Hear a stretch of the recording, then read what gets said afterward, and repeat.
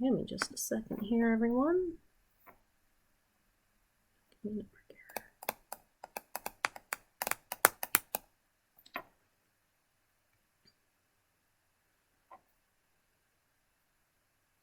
make sure my Twitch is working. Do I sound okay? I'll be in chat in just a minute. Apologies. Thank you to everyone for your patience.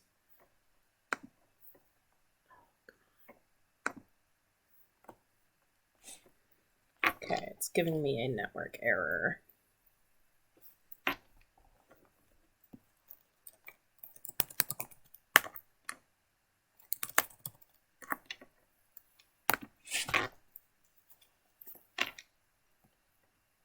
I keep getting a network error, but the actual view is okay. Let's see if it'll work. There we go.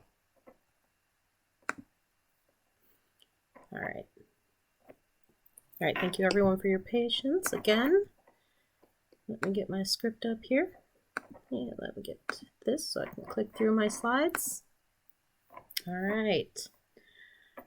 Hello, everyone. Well, your house should be bigger and encompass everyone. All right. Hi, everyone. Welcome to Plus Size Lolita Fashion 101, hosted by Purgatorio. I wanted to create this panel because while Lolita Fashion is challenging enough, there's a whole other set of complications when you're plus sized and trying to participate.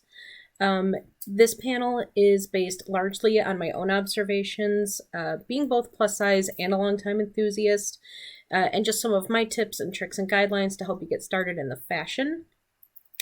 These aren't intended as hard and fast rules for navigating Lolita, just to help you have an easier time than I did getting into it and being successful while also still being kind to yourself. And I apologize, Mara Ichu1, I did not see your question, so please bring that up again for me, dear, because my network was being a bit screwy. So first off, a disclaimer. I feel qualified to approach this topic because I have been interested in Lolita fashion since around 2003. I really only started to be good at it, in my opinion, in the last few years, but I have learned a lot throughout the course of my interest in this hobby. All pictures of people that aren't myself or brand advertisements are used with their permission. I will also be getting into some sensitive topics later on, so if you feel it necessary to kind of take a break from the panel at that point, I completely understand. And I'll also be doing a little Q&A at the end, as well as helping Kat with her positivity panel afterwards. So if you do have any questions, I will do my best to answer them at the end of the lecture. I know that my dear moderator will also help me with those questions as well and kind of share them up. The slide theme, I'm pretty sure I just went onto Google Images and was like, pretty Victorian slide backgrounds or some nonsense, and that was that. It's very, very kind of rough and tumble behind the scenes with me. Okay. How you doing, Lizzie? You still out there in Potato Land? Or wait, that's Idaho. You're in Iowa, the other I state that everyone ignores. Sorry. All right, so here is our table of contents. We're going to do a little overview. We're going to briefly discuss the silhouette because, granted, if you're going to be attending Paradiso anyway, you probably already know what Lolita is. There's a 90% chance that you're already there. So I'm not going to focus a lot on the basics like this as a petticoat. This is a headpiece. I'm going to kind of just keep it going along. We'll also roll right into different ways to successfully wear the fashion. And these topics are roughly in order of easiest to hardest. And I'm also going to cover some things that I really don't recommend. Let's go to my next slide here. I love this. All right. So, what is Lolita fashion? It's based off the aesthetics of Rococo and Victorian clothing. It's feminine cuts and styles with ruffles, pintucks, lace, elaborately printed fabrics. It's skirts, it's petticoats, it's bloomers, it's knee-high socks or tights. It's button-up blouses with Peter Pan collars and puff sleeves, as well as headdresses or bows. It's a very soft and youthful style, and it was originally meant as a form of sincere rebellion to the expected roles of women in Japanese culture. And of course, as we know and love, your typical Lolita silhouette is all about balance. So you'll have full hair with a headbow or headdress, then you'll have your slim-fitting blouse or your jumper skirt, and then your nice full skirt filled out with the help of your petticoat, and then covered legs and cute shoes to finish the look. Lolita is all about the details. It's all about coordinating your colors, your accents, and overall, the effect is a princess out of time or a lovely young maiden who may or may not have time for your nonsense. All right. So again, once more, here is sort of our overview.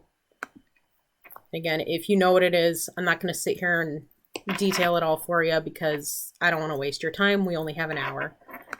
So let's get to the meat of it. What is considered plus size? Let's scroll down my script here.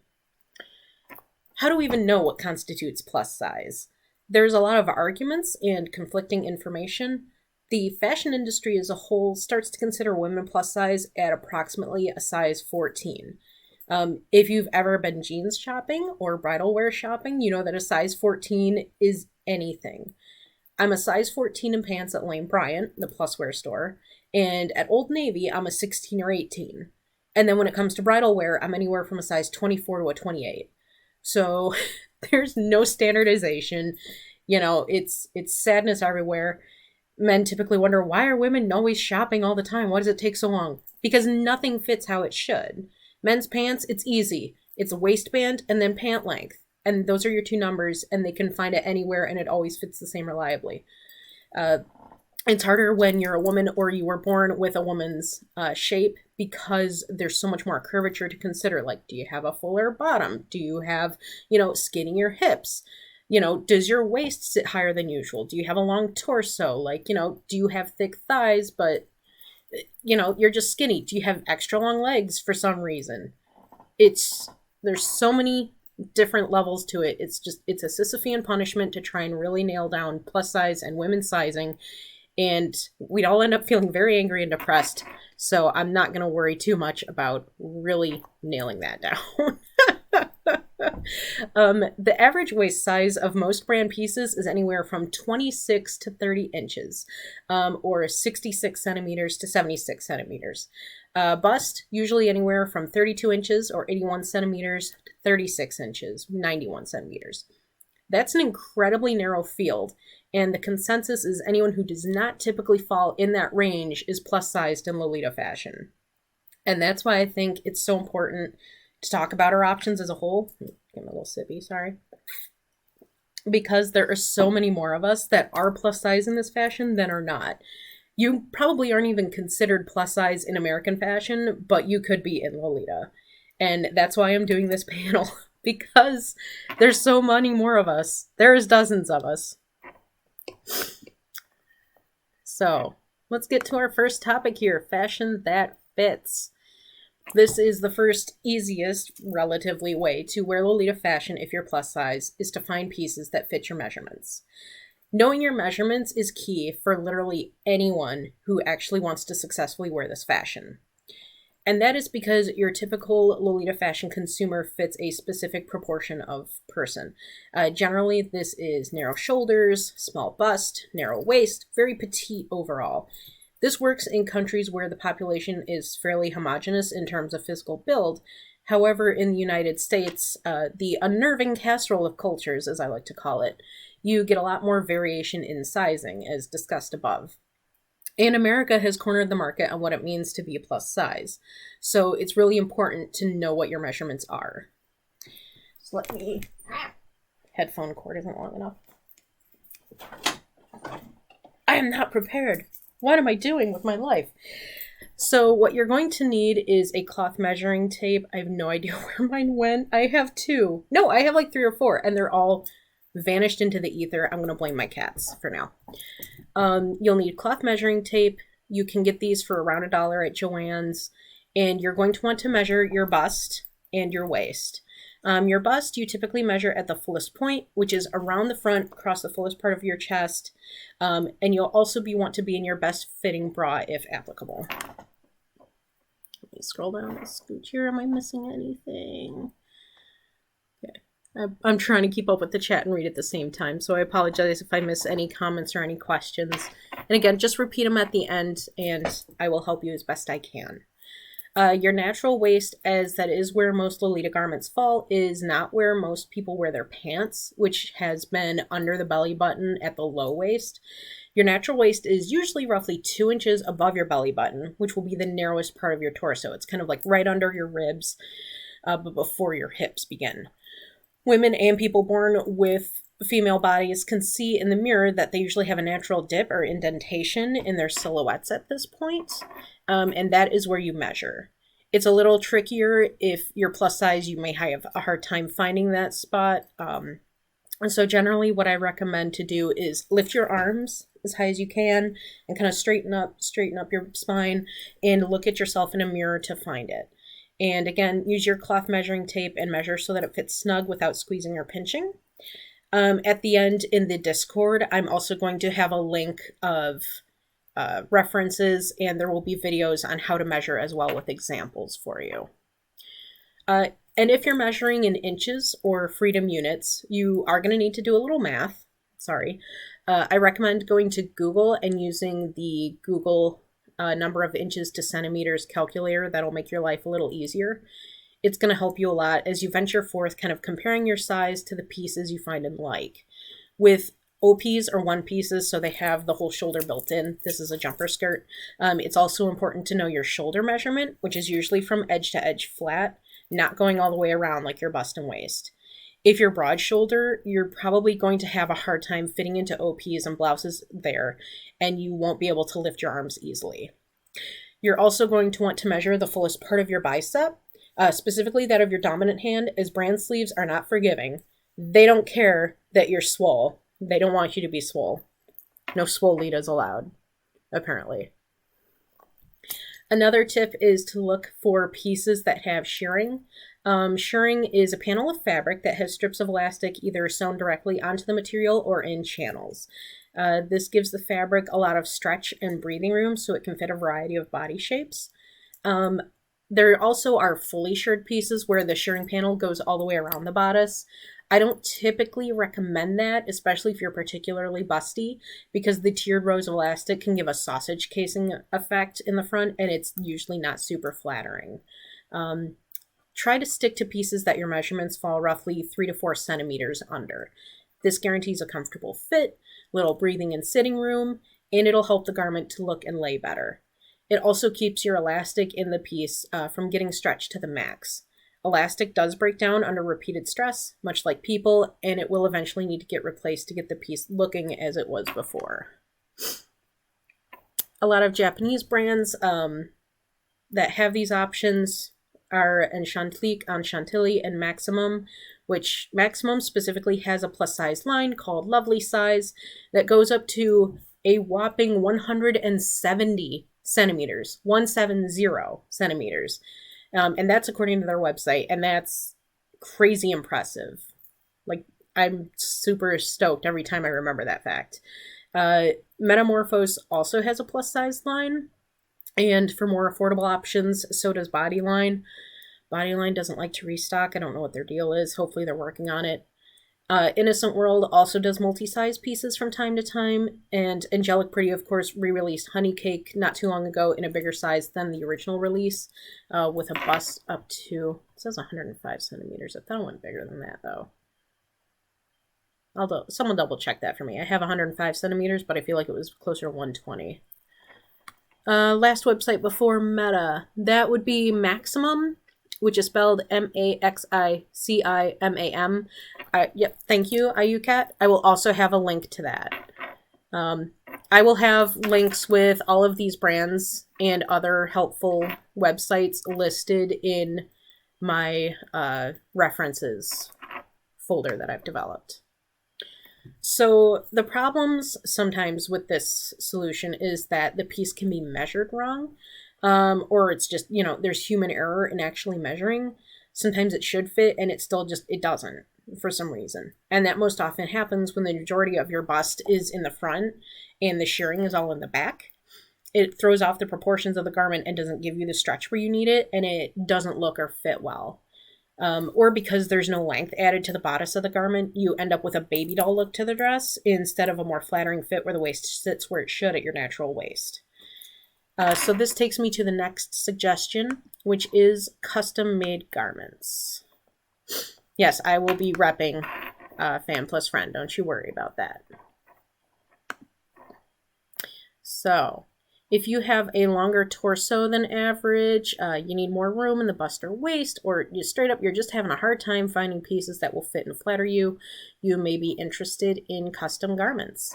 Most retailers, such as Lady Sloth, Fan Plus Friend, and some Taobao shops have custom sizing as an option.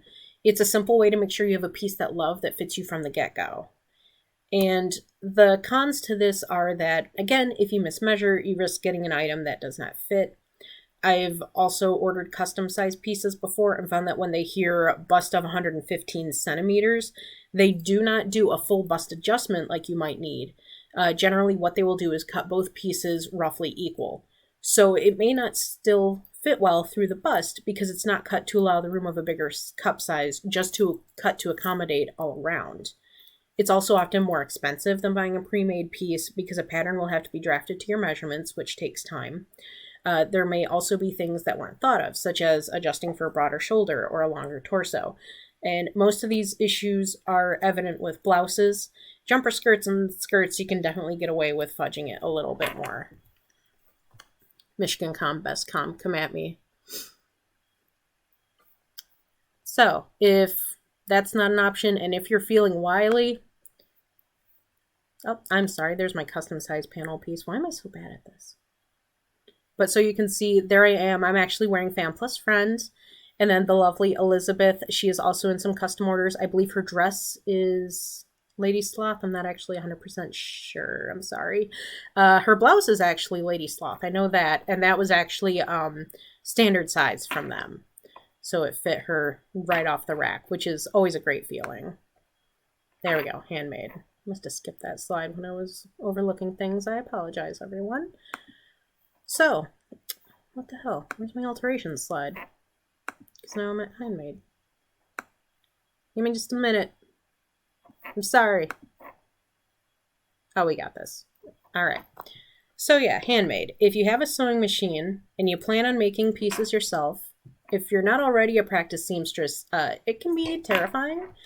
Most commercial patterns aren't great for translating to Lolita fashion right off the bat, and decent materials can be hard to find if you're not really familiar with what you want. There's always simple things to start with, such as just a straightforward jumper skirt with a lace ruffle. I could go more into how to judge materials for fabric and lace and such, but I did only take an hour time slot, and honestly, that could be its whole own separate panel. And so, yeah, you can just do it yourself. If you have the time, you want to learn a new skill, especially right now during quarantine. It's something valuable that you can do. Otherwise, you know, it's scary. You might not know what you're doing. It takes a long time to make something right off the bat. I've put countless hours into everything I've made, and I've been doing this for a long time. I've been sewing for around, oh God, like 17 years or so. And it's a time investment. You have cutting, you have procuring your materials, you have fit adjustments, you have finishing, washing the fabric, steaming. Like, there's a lot of love and a lot of hard work put into a piece, but when it turns out the way you want, it's the greatest feeling in the world. So, you know, what if you have a piece you really love, you know, you can't get it remade, it's too daunting for you to make it yourself, you just don't have the time, you don't have the energy, you may want to move on to Alterations. Oh, look, I'm wearing the same dress there. So again, if you're pretty confident with a sewing machine, but you just want to do quick little things, you don't need much space, and you want to just fix some things up, you can always alter pieces yourself. If not, having someone help you is also an option, 100%. And apparently this is a bit controversial because if you have not seen the videos from Lovely Lore or Tyler Willis covering this topic, some people feel that brand dresses should never be altered and should only be worn as intended, that you're committing a grave sin by altering brands. Then I guess I'm going to Lolita hell, which is probably just standing around in a mall being gawked at, so whatever. The pictures you see now, that I'm going to switch to the next slide. Nope. Sorry, babes. Spoilers. Spoilers for that. So anyway, me on the left and right, those are actually the fruits of my labor. I took 2 of each print, cut them up, and sewed them back together to form a dress that fits me and looks good. If you buy something, it's yours to do with as you wish. You can buy Moiti Iron Gate and you can throw it on a funeral pyre and light it up and no one can stop you because it's your own property. Plus, I now get to stunt on the haters by telling them, hey, I'm wearing 2 dresses at once. I'm more Lolita than you. And it's not always so extreme that you're taking 2 dresses to create one mega dress. Sometimes it's just a matter of adding a few inches in at a skirt waistband or to the sides of a dress. I have even done this for a lot of my friends in the community who can fit into the majority of brands, but wound up with that one Innocent World skirt that only has a 25-inch waist. And alterations are all the difference between having a dress you love and wearing a dress you love. If you're spending all this money on a dress, why not have it fit? And the cons to this are that it can be incredibly hard to find a seamstress or tailor who knows what you need and can do the work with some skill. It's also an additional expense on top of the price of the dress itself, which can be a little frustrating. And if you're trying to do it yourself and not exactly confident in your ability, it's nerve-wracking to begin. Wonder Cookie was actually the first dress that I frankened. I call him my Franken dress. That one's Franken Cookie. I call the other one Chesty Chocolate. And yeah, I was sweating bullets when I first started cutting up the dresses because once you start, you can't undo it. You can't really fix it once you take the scissors to it. But after doing a couple, I feel so much more confident. I've gotten so much more used to doing it, and it's worked out really great for me, in my opinion. But yeah, once you do that first couple, it's a lot easier. And if you're really having a hard time finding a competent seamstress, you've taken it around and everyone just kind of goes, ooh, I don't know. Now, shameless plug. I am running a J-Fashion specific alterations business. I can build custom back panels. I can add panels to the sides using waist ties or using a coordinating fabric. I can do Franken dresses, as you can see. I can, there's a lot that I can do to help you out if you're interested. So anyway, end of shameless plug here. We've discussed a lot of practical ways to create a plus size wardrobe, and the next is no less practical, but fair warning, this may be somewhat sensitive to some viewing this, and I'm referring, of course, to, oh god, I don't know if the sound is going to work this time. It might. It is not going to work. Ah, you bitch. There it goes. It's mad at me.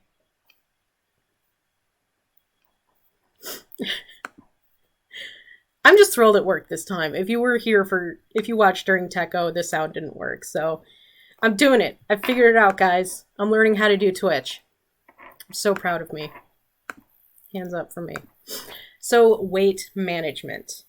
If this is a subject you're sensitive to, you don't want to discuss it, go ahead, mute your speakers, walk away, distract yourself. I completely understand that for many this is very difficult and it's triggering and frustrating. I do struggle a lot with weight management and weight loss, especially right now when we're all trapped in our houses and ice cream looks delicious 24/7. So the pros, of course, of weight management are what everyone tells you. All of your clothes, even Lolita, will fit better. You'll overall be healthier. It'll extend your lifespan. It will reduce your bad cholesterol. It's better for your joints, your heart, blood sugar, blah, blah, blah. Before the quarantine, I was working on a weight loss journey over the last year or so, and I'd lost around 20 or so pounds. I haven't talked to the scale in a while. I don't trust myself to at this time. What's been working for me personally is I've been getting a lot of exercise through work. I do wear a Fitbit, and on average, I would hit around 10 to 12,000 steps a day for my job. Sometimes I would get up to 17,000, and then using the Fitbit app, I would plug whatever I've had in for breakfast and lunch. I would measure all of my portions out with a kitchen scale, and then whatever would be left over for my calories for the day is what I could have for dinner and maybe an evening snack. It is frustrating. It's tedious. It sucks. It's taking forever. It doesn't help when you have a buddy who has lost 40 pounds from the beginning of the year just by cutting out carbs and skipping breakfast. And yeah, it's taking me a long time, but I'm okay with that. My clothes do fit better. I can tell. I do sleep better, and my doctor has actually been able to decrease some of my medication dosages a little bit. It's very frustrating. I do fall back a lot, but yeah, I'm still trying. And the thing to weight loss is that it's more than just, put the fork down or any of the other insulting phrases that people like to throw around at you. It's a mind game, 100%. If you don't have access to a gym or exercise equipment, it can be really hard to get in the exercise you need to burn calories. If you're in a food desert, it's really difficult to get healthy, fresh food. If you have joint issues or other health problems, how are you supposed to get exercise that doesn't cause more harm than it helps? And if you eat for stress or emotion, especially right now, it's very hard to not want to just, dive into a bag of chips, especially when you're struggling at work or at home or at school or even just emotionally during this time. And on top of it, you could work really hard and you can hit your ideal goal weight. And if you were doing all of this to fit into a specific brand or brand item, it might not be enough. Even though you're in great health, you feel like you've pinned all of your hopes on something, and then something stupid like your shoulders being too wide, or your rib cage having a flare, or your arms being too swole just holds you back. And it feels pointless, and so you crash and you go back to eating bad, because what was the point of not touching those delicious fries if I can't even wear Victoria Maiden? And we will talk about this more in the following plus-size panel hosted by the lovely Kat. But yes, you are beautiful. Don't mess with your health. If you want to lose weight, look at fitting into Lolita fashion as a bonus and not the sole reason. Work closely with a trained medical professional that you trust. Start slow with walking or cycling, any exercise that feels doable, and keep pushing yourself a little at a time. I'm not going to sit here and tell you that, keto is best, or, calories in, calories out, or switch to low carb, or paleo, or vegan, because I am not an authority and I cannot speak to that. All I can do is tell you what's been working for me. If you find something that genuinely works for you and you are losing weight in a safe and healthy way, keep doing it. But please value yourself first. If this is not the path you want to take, then don't. That's completely valid and that's your choice. Let me see if I've missed anything in the comments. Are you comparing yourself? Yeah, that's the thing. It's hard to know. And that's true too. Weight management isn't a one-size-fits-all solution because everyone's bodies are different. And that's the thing, So now we're going to talk a little bit about something that I really do not recommend, and that's for many reasons, and that is replicas. When we talk negatively about replicas, it's specifically referring to print replicas and not design replicas. It's sort of a tricky legal area because in terms of designing a piece, there's a lot of element swapping. You can't copyright a basic design as far as garmentry is concerned. Only one company could make a high heel, only one could make skinny jeans, only one could make V-neck t-shirts, and that's not really feasible. That would create fashion monopolies. And some people do frown upon replica shoes, but legally there isn't much that can be done, and I'm kind of rough on my shoes, so I'm not super inclined to spend $200 on pleather boots that may or may not be that comfortable to wear anyway. I have a hard time with shoes. Don't get me started. That's another panel. That is just me frothing at the mouth about my feet. So I'm not here to judge anyone for owning replicas. I base a lot of my handmade garments off existing dresses in terms of design, and I do own a replica print skirt that I regret and I never wear. I'm just here to explain why you should reconsider it, why it's not the best option, especially for new people, and why it's overall damaging and harmful to reputable brands' longevity. So, first, I am going to tell on myself just a little bit. My ombre skirt and top you see here is closely based off a set by Juliette A. Justine. I kind of essentially created a design knockoff from something that already exists. And, you know, maybe it's okay because it's made strictly for myself, for my own enjoyment. And, you know, maybe it's not because I could follow my own advice and, you know, follow the steps listed so that I could have the real thing. So some people may see this as a bit hypocritical in this instance. I didn't want to wait to own the real thing, didn't want to be patient through weight loss. So instead I just went, you know, F it and made my own. But in my opinion, I like mine better anyway, so. Goodness. So anyway, the problems with print replicas are that they are first and foremost art theft. There used to be an infamous replica maker where people would buy the latest release of a coveted print to send to her so she could immediately begin creating duplicate fabric to sell as yardage or to turn into skirts and dresses. So while one dress was still being purchased from these brands, it was only one dress compared to the many more they could have sold. Excuse me. Sorry. Orange juice. So this here is a post from her Facebook page where she is selling two new with tag dresses, Daydream Carnival and Sugary Hearts. Well, first off, all right, she admits to having worn Sugary Hearts a few times, but she's still trying to sell it for $300 USD. Like, bitch, please. But also, so not only would she be selling these pieces on, so as not to lose money on them, but in fact, she's going to make a profit on top of recouping her expense because of the replica fabric she creates afterwards that I'm going to show in the next slide here. Like, that's a good question. How do you know if it's a replica? I will be getting to that at the end, so we will hang on to that for just a minute. You may not think it's that big a deal as Angelic Pretty Baby and other brands typically have most of their releases sell out really fast.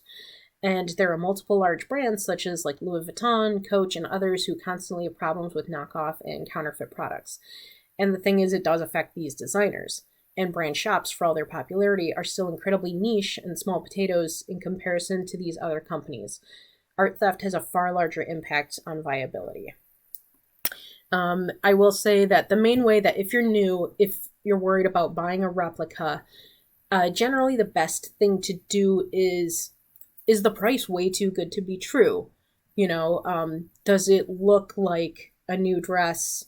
Is it Daydream Carnival, but they're trying to sell it for $75? Are there pictures of the tags inside? Are there pictures of, you know, close-ups of the print so you can see if the sublimation dye lines up? You know, does the seller have good feedback history?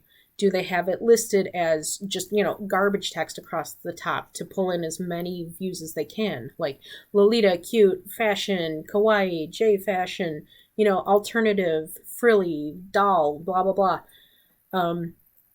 So, you know, some replicas are really good, like the Melty Cream Donut that was at the beginning. That was like really dead on, but if you look, you start to see things are a little bit off. Also, I would recommend to just ask your peers, you know, hop on and say, hey, does anyone have experience with this seller and can tell me, you know, is this a replica? Do they sell replicas or do they own it legit? But it is hard to tell. And just through pure experience and checking in with others is the best way to know. Also, a great way to know is to actually look up the official pictures of the piece. So you can tell right away between these two that replicas just don't look as good generally. They've gotten a lot better, but they're still, usually you can be like, it kind of looks off. If they're copying the art, running their own fabric, they may be using lower quality fabric or less stringent processes. That means the garment is more prone to bleeding when it gets wet or washed the first time. They use less fabric in the skirts to save money, so you're unable to get the right silhouette. They'll use less fabric and lace in the trims and edges. The lace may not match, or it'll fade, or it'll get spotty. The garment may not even be cut right, so that when sewn, it just looks off. So as you can see, this is Alice and the Pirates Vampire Requiem. The most immediate difference is the color. The replica is a bright, almost cheap-looking red. The original is a deeper and cooler tone, almost kind of a burgundy. The replica is missing the chain on the bodice, the bow at the natural waist, which is cut a little bit more baby doll on the original. The bow looks limp and tacked on. The skirt itself is definitely not as full as the original. The pink highlights in the original are also missing on the replica, or the print got so muddied that they're no longer pink because the blacks bled out into it. And the material itself just looks thin. It doesn't have the subtle luster to it like the original. It looks like it wrinkles horribly, and it's just missing that extra something that makes brand pieces feel a little more special and deserving of their price tag. So here is another example. Fan art gets a little tricky too, but yeah, if you're not selling it, then yeah, generally they draw the line at making a profit. I can't speak too much on that because I'm not an expert on copyright law at all, but it's all, you know, I'll compare it to fan fiction when you had Anne Rice freaking out like, you can't write about my sexy vampires, man. She, you know, threatened fanfiction.net all the time, like, no, don't write about my sexy vampires. And supposedly she's chilled out a little bit at least. So, next slide up is, oh, look, it's Chest Chocolate again. You can see in these example pictures that in the replica on the left, the emblem at the bottom of the border print is way off center to the bodice. While it is still slightly off on the authentic piece, that could be because of how the skirt's laying or because it's a sample and not a finalized product. Like it's visibly off in the centering. And so obviously I do own this print. I'm wearing it in ivory right now. And yes, my emblem is centered. I would stand up and show you, but my headphone cord is really short and I'm wearing pajama pants because that's how I roll. So if you want, maybe I could show you later, or I'll just send, you can go back to the picture earlier in my slide or something. The waist ties, this is a dead giveaway, on the replica are also cut with the printed diamonds running the wrong way. When she had the replica fabric made, she did a border along both sides. And if typically brand, they only run it along one side of the what is called the selvage. If she ran 44-inch wide fabric, which is what is most common, she would not have had enough of the diamond pattern to cut with the diamonds running vertically down the length of the waist tie. It also would mean having to run less fabric to produce a higher volume of dresses by cutting quarter-inch on pattern placement in this way. And much like the FedEx arrow, you might have not noticed it if I didn't point it out, but now you probably will. And you can see here are my vertical diamonds on my waist ties. And so it's those small details that are what elevates brand above replicas and even bodyline to an extent. Luckily, it's becoming more and more lucrative for many shops to just produce their own original garments and prints as opposed to copying name brands, especially with lolita fashion catching on in a big way in China. Taobao is cranking out a lot of beautiful items and original prints, and a lot of them will cater to a better variety of sizes and can also be custom ordered to fit. Lady Sloth, of course, she also has beautiful custom prints. Like right now she has tea time at Grandma's, and she also offers an amazing range of sizes too. So one more. These aren't technically replicas. These are kind of considered knockoffs. Replicas, of course, are perceived as when you are trying to create a copy of an existing product, interfering upon the trademark of that product, and is intended to fool the average consumer into believing it's the real thing by copying as many of the elements possible from the original work. Knockoffs are more in the spirit of or inspired by the original piece, which is what makes them kind of tricky to prosecute in court. Again, above my Fête d'une Fleur set from above, I call it a knockoff. It's not made exactly the same as the original piece. It's different colors, different design elements, but it's enough to kind of get people kind of like, I recognize that. A replica is closer to the other examples I've given, where, again, the attention is to fool others into thinking it's the original when it's not. So again, these bodyline items, you know, you can think of them more as knockoffs or reimagining. And they are not made with replicated fabrics. In the early days, brands rarely sunk a big investment into custom runs of fabric. You would see some, but they were fairly monotone in color variation. A lot of time, their unique details came from using embroidery or design elements like pleats, ruffles, pin tucks, different laces, unique fabrics, appliques. And in the case of these dresses, pause for dramatic effect, they used commercially available fabric to make their designs. What you got? Yeah, replica, no. Knockoff, okay. So kind of just, yeah. Generally, yes, Moonbow Puffs. I lost my spot. I'm so sorry. Okay. Bodyline was able to get these fabrics, which is why these aren't technically knockoffs, because they were commercially available. And that's how you get these sort of like sister pieces. So they're not by definition replicas. The designs are wildly different enough that you can tell who made who, and they didn't have to illicitly purchase an authentic good and copy it. Yeah, we could talk for hours on the legality and ethics of fan art and, fan designs and things. Like, is cosplay technically knockoffs or replicas? No, it's not. Don't worry. Replicas definitely had their boom between 2010 and 2015.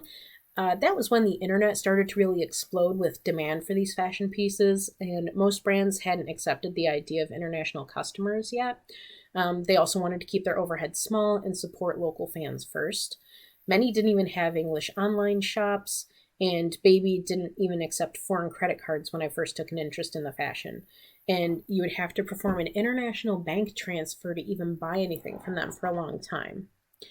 Luckily, replicas have really dropped out of popularity. People want to support brands, and overall, I would say the Lolita community as a whole has grown up significantly. A lot of the first Lolitas were in high school when they started, like I was, and you didn't have a lot of extra money. And over time, becoming adults and moving into careers that gave you a little more wiggle room and you had a little more freedom to buy whatever you wanted and didn't have to beg your parents for $300 for a pink ruffly dress, I think that has helped significantly in reducing replica popularity, because now we can actually purchase the real thing, we can afford it and get it for ourselves. And so the demand for replicas has dropped significantly, which is a good thing. And I know it's frustrating that you can't have Cat's Tea Party or whatever in your size today, authentically from the designer. And sometimes, replicas are tempting because you don't want to spend $300 on a dress and then have it altered or cut up. You're worried about resale value, da-da-da. But when you support art theft, you're killing the brands who created this fashion and made it what it is. It may have grown significantly beyond just Baby, AP, Meta, and the rest, but they're still so deeply entrenched in creating this fashion we love that it would be heartbreaking to lose them due to failing business because of replicas. So in summary, you do have a lot of options for building a plus-size wardrobe. It's key to know your measurements in centimeters. Also double check every 6 months or so, or especially before a major purchase. If you want to learn to sew, starting small is a great way to build a new skill. I did watch Strawberry Paper Doll's little tutorial on head bows. That was perfect. Just something small that you can start with. Also, buying a new accessory or putting money towards a big purchase can be a great motivator to changing your lifestyle for weight management. Maybe like you were going out buying lunch all the time. Instead, start making lunches at home, taking them with you to work, or not right now, I guess, for most of us. And, just pack a sandwich, put that $6 or $7 you were going to spend on Wendy's away in a savings account for brands.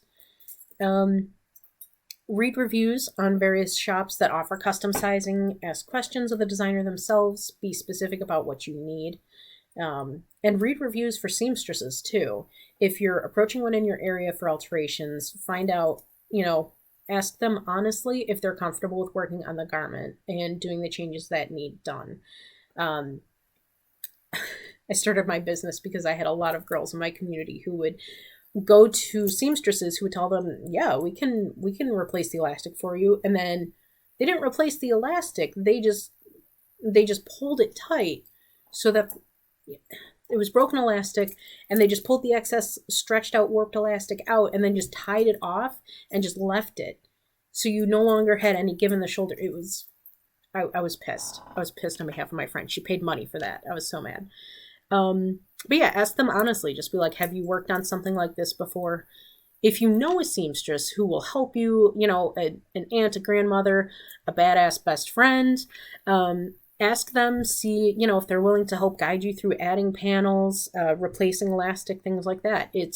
Honestly, it's not that hard. It takes time, but it's not too hard.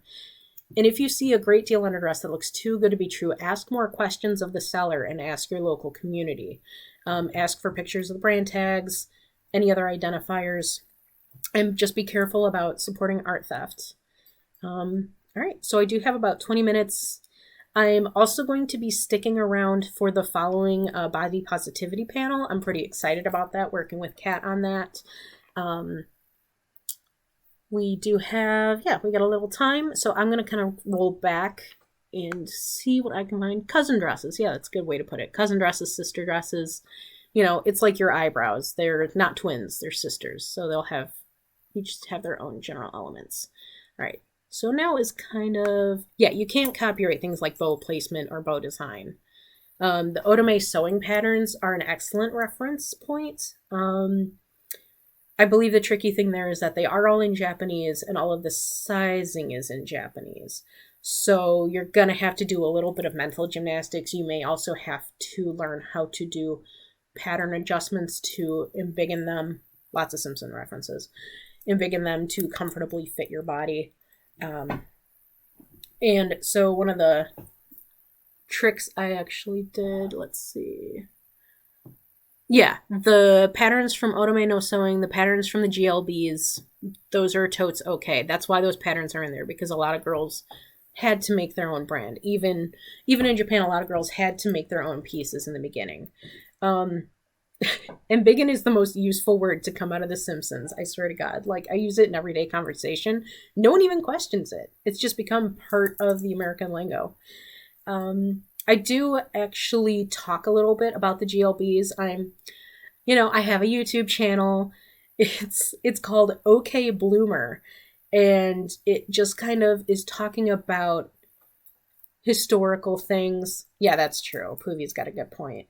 Grading isn't always just like, meh. Sometimes you have to adjust for shoulders. I've never done that. I've bought patterns from Simplicity or Butterick and then just kind of cut them down where I needed. I would find a very straightforward pattern and go from there, or you can look up how to draft a pattern block. There's a lot of things that I've never done that I can't speak to, but the internet is an overwhelming resource. The internet knows everything, mostly. So, there's nothing that I can really recommend, unfortunately, on grading or custom drafting. But, upper arm elastic adjustments. Oof. All right, Frilly Vampire, you were wondering about upper arm elastic adjustments. So if you're worried about sleeves, sometimes you can actually just pop the original elastic out and add new. But if it's a sleeve that has like a hard fitted cuff, what you may have to do is pop off the cuff portion entirely and create a channel out of either that cuff fabric or just fold it in on itself and sew in your little bit of elastic there. So yeah, that's Susie of the Salt makes an excellent point, and that was something I kind of covered. They are just making the pieces bigger. They're not grading the pattern. Especially with your bust, you have to consider. I personally, I'm like a G cup, you guys. My life sucks. It's terrible.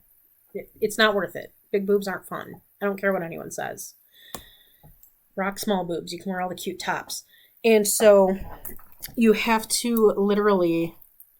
I'm on a bit of a lag, so I can't tell if you can actually see this. You have to literally like recut this entire situation to fit the curve of your bust, because otherwise it's either gonna smash the team and you're gonna end up with what the kids call boob loaf, or it's gonna make this entire piece. This is actually, you can see I lengthened the bodice. There's a seam right here, and here's where the original bodice seam fell. So right here, so it's gonna pull that whole thing up because it has to go over here. It's going to pull this whole thing up, And it's not going to sit where you want it to be, where it's going to, you know, flatter you more. Are there any cuts we might have to be wary of? Certain cuts that flatter, some that not others. Baby doll and empire waist cuts are the devil, especially if you're busty. I've tried them a couple of times, and every time I just look like I'm pregnant. I have never had luck. And I don't know, like they're the devil. So that's why I extend the bodices on my Franken dresses so that they sit at my natural waist. It gives me better lines overall. And yeah, it just looks better. Otherwise, it's really tricky because it depends on your body type. You know, some things can make you look really stout. I always thought that an underbust jumper skirt would look good on me because then I wouldn't have to worry about fitting the bust. No, it looks stupid. Like, it makes it look like my breasts are sitting in the middle of my rib cage. I always look pregnant no matter what I do. Lol. Oh boy, there's a lot of questions. I will not be able to answer all of these. I will do my best. And I apologize again if I am dragging on anything. Oh god, you already found my YouTube channel. You're a wizard. She's always watching me. Big girl blouses, where can I find them?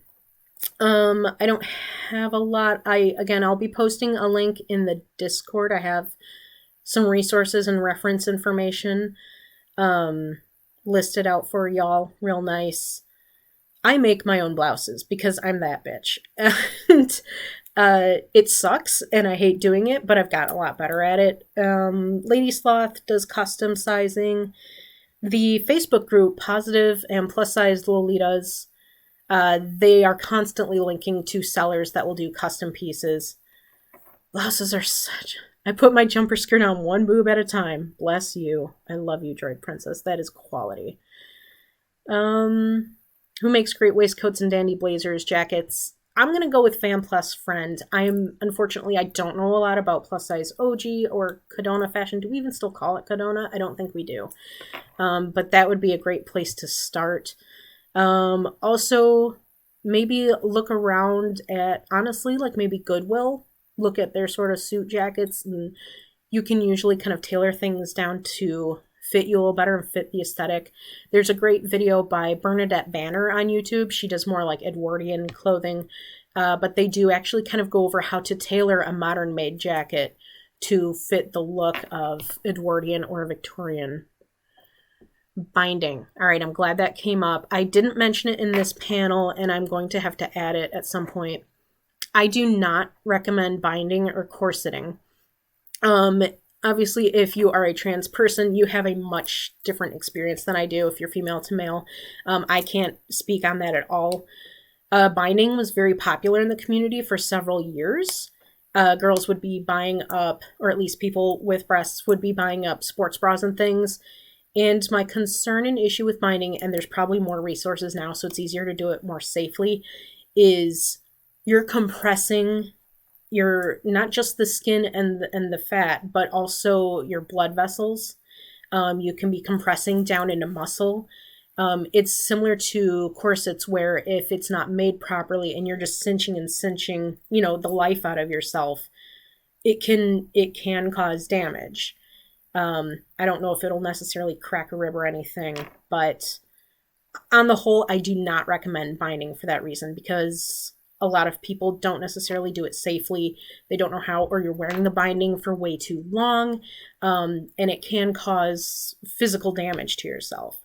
So again, I'm sure that resources on that have gotten a lot better now. I know that there's a lot more information for trans female to male who do want to bind their chests and help them to visualize themselves as they transition.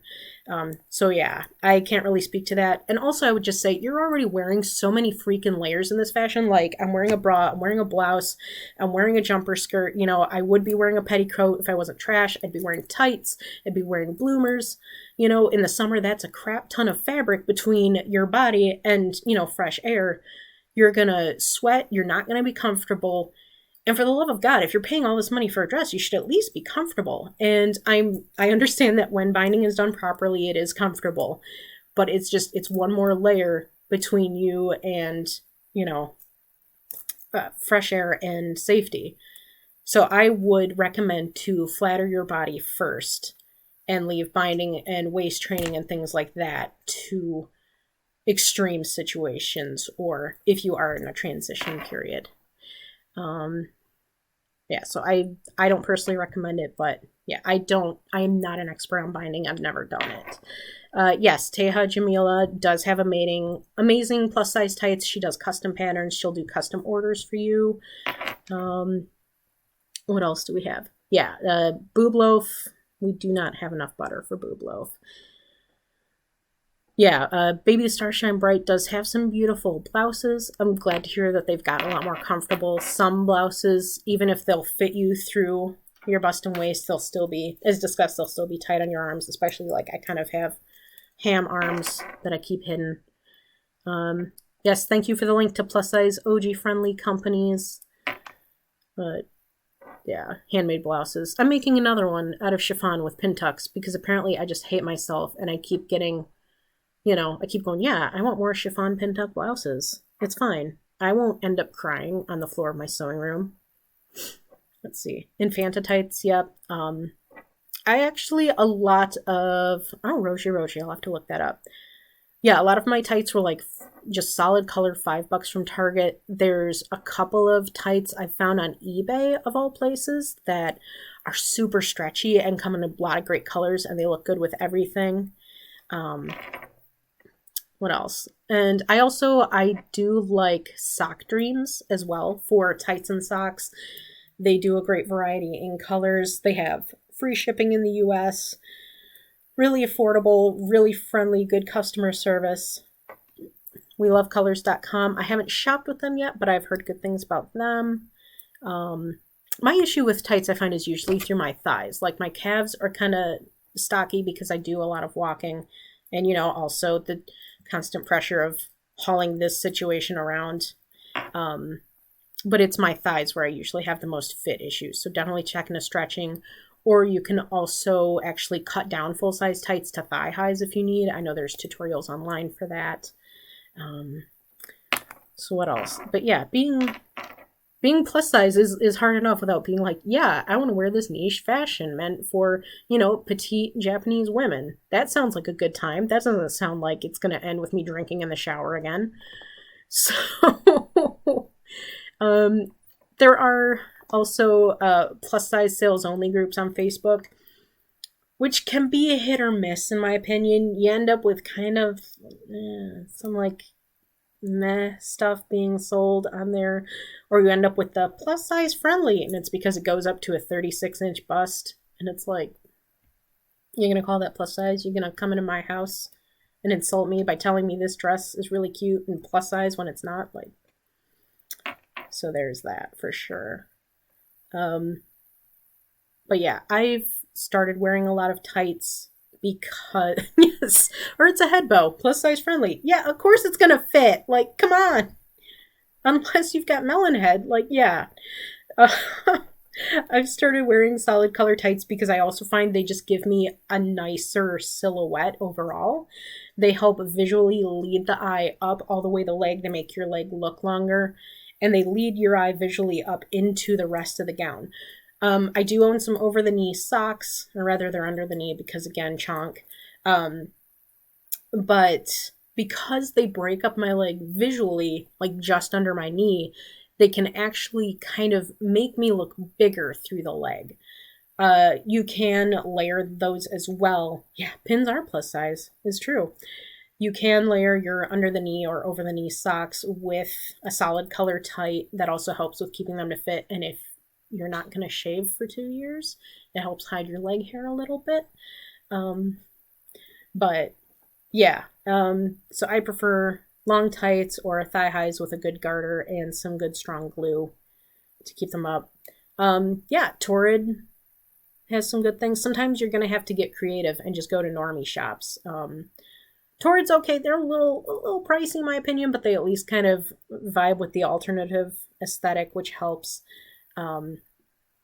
I don't really shop in person much. I don't really shop for clothes. I make a lot of even my usual like streetwear. I still buy jeans because God help me, I'm not buying jeans, people. I don't have time for that. But I will frequently buy fabric from Joann's or fabric.com or another, and I will make t-shirts and things just like comfy, slouchy, like the pajama pants I'm wearing. I actually made myself out of French terry. Yeah, Torrid often has good sales. I do own a couple of tops from them that are decent. Lane Bryant is more middle-aged office worker than really like trendy youth. And I kind of laughed at myself trying to call myself a trendy youth when I'm like 33, but yeah, I don't know. My name isn't Karen, and I don't work for a paper company. Her name wasn't Karen. What was it? Was it Pam? No, Pam was with Jim. I don't remember The Office anymore, you guys. It's wiped from my memory. But yeah, so towards like, if you're like kind of cool, okay, 3:15 I got what, 5 minutes, and then my girl Kat is gonna take over for her positivity panel, so I'm excited for that. Yeah, Joann's isn't bad. They are kind of overpriced, but they pulled some crap with this whole pandemic and people rushing out to buy crap for masks. They pulled some shenanigans, so they're kind of in the corner for me. They're grounded right now. Them and Hobby Lobby's out. Hobby Lobby I kicked out of the house because I'm done with them. All right, so I got like 4 or 5 more minutes. Yeah, Lane Bryant does have pretty good underwear. I'll give him that. I bought a pack of Hanes because I was like, I'm not spending $35 on underwear, and I regret it because the Hanes is like already falling apart and it hasn't even been that long. So that's disappointing. But yeah, hit up them clearance racks. Target, I think, still does have some plus size stuff. They do have decent bra. I'm actually wearing a Lane Bryant bra right now that I really like. I have a girlfriend who had like an M cup or something, and she would go to figleaves.com, I think it is. Oh, that's good. I'm glad to hear that anyway. Yeah, Hobby Lobby is trash, and I apologize if that's your only source for crafting supplies and things of that ilk. But they're canceled. So I have canceled Hobby Lobby. I am so glad. Soma, I've never tried. Someday I'm going to have to try. Yeah, figleaves.com. It's either .com or .co.uk because it is a UK-based company. I will. Yeah, you're welcome. I'm glad. I like doing this panel because no one ever does a plus-size panel. And I was like, this is maybe information I would have liked to have had when I first started out. So that's why it was appropriate. I thought it was, time to share it. I will be posting a Google Doc in the Discord general chat once I log out of here. I promise you 100%. I have it queued up and everything. I have my shit kind of together today. So, oh yeah, I will totally. Instagram is Mach2Kudo. I will type it in for y'all. So that's for Instagram. You can find me on the Facebook, as the cool kids call it. Cool kids don't call it that. No one calls it that. No one's called it that since 2002. I do also, my business is on Instagram as well. Again, that was Thistledown Emporium. I can do alterations. I'm a little on a slowdown right now because a lot of my fabric suppliers are on a 1 month to 2 month shipping schedule. So they are very slow right now, but I will help you alter things. If you just want to find out pricing, just want to talk about what is and is not possible, I'm more than happy to help you. So thank you, Puvi. Or I'm sorry, I don't know if it's necessarily Puvi. I'm just assuming it is. And yeah, please stick around for the following panel. This is the plus size power hour, 2 hours. Of course we get extra. It's plus size. So it's a plus size hour. And I'm really excited to help Kat out and talk with her. And I will be around on Discord and in the Twitch chat as well. Have a great rest of your day, everyone. Stay safe. Stay hydrated. I love you.